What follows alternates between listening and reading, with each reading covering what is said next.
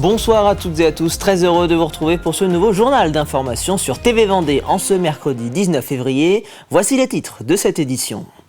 Réviser son code de la route, être sensibilisé à l'éco-conduite ou encore actualiser ses connaissances liées aux nouvelles signalisations, c'est l'objectif des stages de sensibilisation à la prévention routière que propose la communauté de communes Villers-Boulogne à ses seniors, un territoire qui compte plus de 10 000 habitants de plus de 60 ans. Troisième jour de course pour le peloton du circuit des plages vendéennes et troisième vainqueur d'étape. C'est le jeune sud-africain Blaine Kick de l'équipe du CC Villeneuve-Saint-Germain qui l'emporte à Sèvremont. Une troisième étape qui voit le vainqueur de la première journée, Mathieu Fox, revêtir à nouveau le maillot de leader. Enfin, nous vous emmènerons dans l'atelier de l'association Art, Culture et Tradition de Beaulieu-sous-la-Roche où le sculpteur Yvan Mercier peaufine actuellement la statue du peintre vendéen Paul Baudry, une reproduction à l'identique de l'œuvre originale produite en 1896 et détruite par les Allemands pendant la Seconde Guerre mondiale. Mais on commence ce journal avec cette information qui nous vient du centre hospitalier de Fontenay-le-Comte. Les urgences de l'hôpital seront officiellement fermées ce jeudi 20 février de 8h30 à 18h30. Il est donc demandé aux usagers d'appeler le 116 117 pour les soins non programmés et le 15 pour les urgences vitales. Depuis près de 10 ans, la communauté de communes Villers-Boulogne propose à ses seniors des stages de sensibilisation à la prévention routière entièrement gratuits. 3 demi-journées de théorie et de pratique, toujours très prisées par ces conducteurs expérimentés. Ce dispositif a été mis en place en partenariat avec la préfecture de la Vendée, l'association prévention routière et les communes. L'objectif, actualiser les connaissances liées à la réglementation et la signalisation afin de prolonger l'autonomie des seniors au volant et d'adapter leur conduite à leur âge. Reportage Simon Philippot. En ce jour de février, ils sont une quinzaine dans cette salle. Ce sont tous des seniors venus faire une session de rattrapage au code de la route. Ce stage est proposé par la communauté de communes Villers-Boulogne pour répondre à une demande de ces conducteurs expérimentés qui souhaitent actualiser leurs connaissances.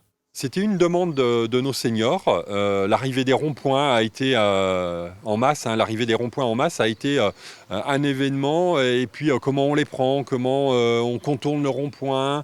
Et puis des nouveaux panneaux qui, au fil des années, interrogeaient nos seniors.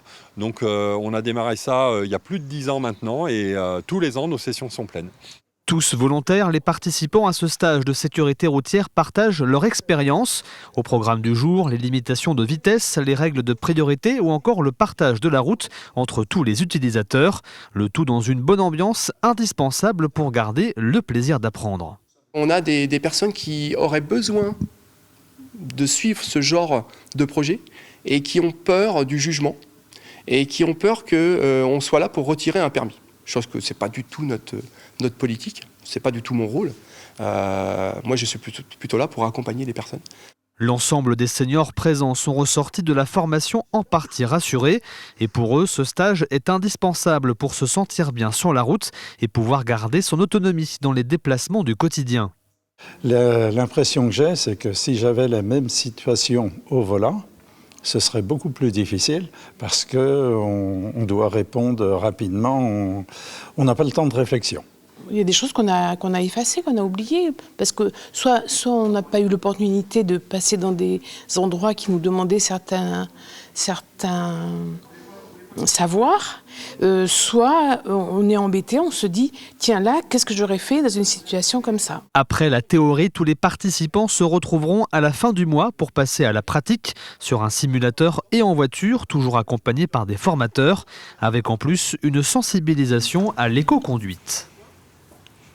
Depuis plusieurs années, le département de la Vendée, par l'intermédiaire de son plan biodiversité et climat, finance le reboisement de parcelles agricoles. Grâce au programme de plantation, environ 40 km de haies doivent être plantées en Vendée entre 2024 et 2025. L'agroforesterie, ce mode d'exploitation qui consiste en l'association d'arbres et de cultures ou d'animaux sur une même parcelle, est de plus en plus présent dans notre département et ses bénéfices pour la biodiversité sont nombreux.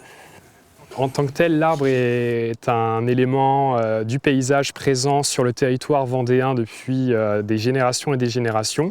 Malheureusement, les haies ont de plus en plus vocation à disparaître, mais on est là pour replanter un maximum les champs si possible ou les espaces qui en ont besoin. La haie a plusieurs vocations pour aider au niveau biodiversité, aussi un aspect économique, aussi un aspect de régulation pour le bétail, que ce soit le bien-être animal avec l'ombrage, la rétention aussi des eaux pluviales.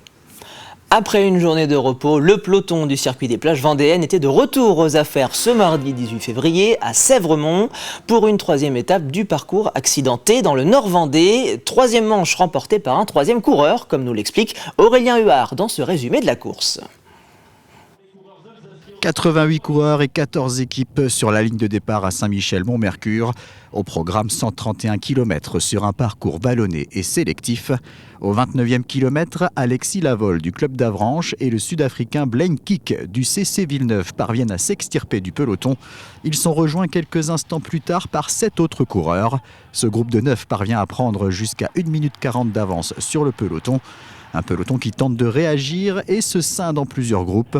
À l'avant, les échappés ne comptent pas se laisser rattraper, notamment Blaine Kick qui accélère à nouveau et prend de la distance avec ses compagnons de route du jour.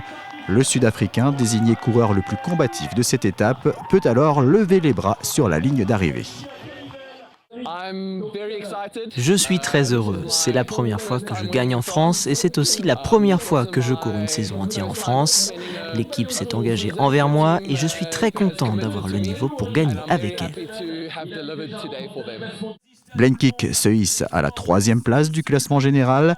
Le maillot jaune de leader est repris par l'Australien Matthew Fox, vainqueur de la première étape à la Barre de Mont. C'est bien d'être en tête du classement général. Je sais que j'ai de bonnes jambes, donc si j'ai de la chance dans les prochains jours, je pense que je pourrais peut-être gagner à nouveau. Prochain rendez-vous ce jeudi à Palouot pour la 4e étape de ce 38e circuit des plages vendéennes cyclistes. Et à noter que la première étape du circuit féminin sera retransmise ce samedi sur TV Vendée entre 15h et 17h. La dernière étape de l'épreuve masculine sera diffusée dimanche de 15h à 17h sur notre antenne. Les championnats de France de cross-country font leur grand retour en Vendée dès les 1er et 2 mars prochains. 19 ans après, c'est de nouveau la commune de Chaland qui devrait accueillir quelques 4000 athlètes sur l'hippodrome Éric Raffin. Beaucoup de spectateurs sont également attendus pour venir acclamer les meilleurs coureurs français de la discipline. C'est une fête familiale, c'est une fête de club. Vous verrez dans les tribunes l'encouragement qui est fait par les clubs, qui sont tous qui arrivent avec les couleurs du club, ils sont maquillés avec les couleurs du club, donc c'est vraiment un engouement particulier. Et puis bien sûr une très belle fête et un très très beau spectacle sur le parcours. Le parcours va être en plus visible par les spectateurs quasiment dans son intégralité, puisque étant sur un hippodrome, on a une visibilité et particulièrement à Chaland où on a des tribunes qui sont un petit peu surélevées qui vont permettre de voir l'intégralité quasi des athlètes pendant toute leur course. Faire du cross, ça vous permet de développer d'énormes qualités, de tonicité, mais aussi dans la tête parce que c'est un sport qui est difficile. Il faut se relever, on tombe, on repart. Il y a de la boue, il y a de l'eau, mais c'est pas grave, on continue. C'est vraiment un sport extraordinaire pour tout le reste des sports. On a un super parcours. On a l'impression que cet hippodrome est plat, mais pas du tout. Il va y avoir des bosses, je pense qu'il va y avoir des surprises pour les coureurs et je pense qu'ils vont beaucoup s'amuser sur ce cross. Direction désormais Beaulieu-sous-la-Roche où le sculpteur Yvan Mercier peaufine actuellement la statue du peintre vendéen Paul Baudry. Il s'agit d'une reproduction à l'identique de l'œuvre originale de 1896, détruite par l'armée allemande durant la Seconde Guerre mondiale. La nouvelle statue devrait ainsi bientôt voir le jour à La Roche-sur-Yon. Reportage signé Grégoire de Châtillon. Dernier lissage pour cette sculpture monumentale de Paul Baudry. Yvan Mercier redonne corps à cet illustre peintre lyonnais du 19e siècle, Grand Prix de Rome en 1850, à qui l'on doit entre autres le décor du foyer de l'Opéra Garnier. Cette mission pour le sculpteur est à la fois un honneur, mais aussi un défi.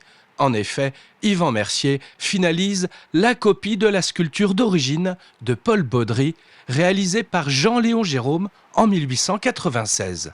Cette sculpture de Paul Baudry, qui était en bronze à l'origine, était dans le jardin de la préfecture, à La Roche-sur-Yon. Et sous l'occupation en 1942, malheureusement, cette sculpture est partie, elle a été fondue et elle a disparu. Grâce à un modèle en plâtre au musée des Beaux-Arts de Nantes, Yvan Mercier s'est mis au travail pour qu'enfin Paul Baudry retrouve sa place dans l'espace public à La Roche-sur-Yon. J'ai travaillé par photo et j'ai eu la chance aussi d'avoir un scan numérique de la sculpture qui m'a permis de faire des mesures vraiment très précises au centimètre près, même au millimètre près, au niveau de l'œuvre originale. On lui doit déjà les sculptures de Simone Veil et de Jacques Chirac, visibles à La Roche-sur-Yon. La statue de Paul Baudry est un cadeau à la ville de l'association Primosta qui œuvre pour la sauvegarde du patrimoine lyonnais.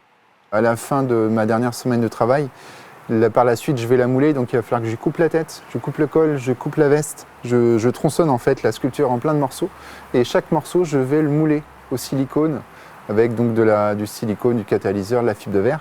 Et chaque moule en fait, parce que là je vais arriver peut-être sur une vingtaine ou une trentaine de moules différents, je vais les emmener directement chez un bronzier qui lui va couler le bronze à l'intérieur et après on va récupérer le bronze et là je vais donner la main à un ami qui est soudeur et qui fait les soudures sur mes sculptures. Donc la soudure, la ciselure, la patine, etc. Donc il reste encore beaucoup de travail. La statue de Paul Baudry devrait trôner dans le futur hôtel d'agglomération de La Roche-sur-Yon à la fin de l'année 2025. Et c'est ainsi que se termine ce journal. Merci de l'avoir suivi. Je vous retrouve demain à 12h30 pour votre édition de la mi-journée. D'ici là, passez une très bonne soirée sur TV Vendée.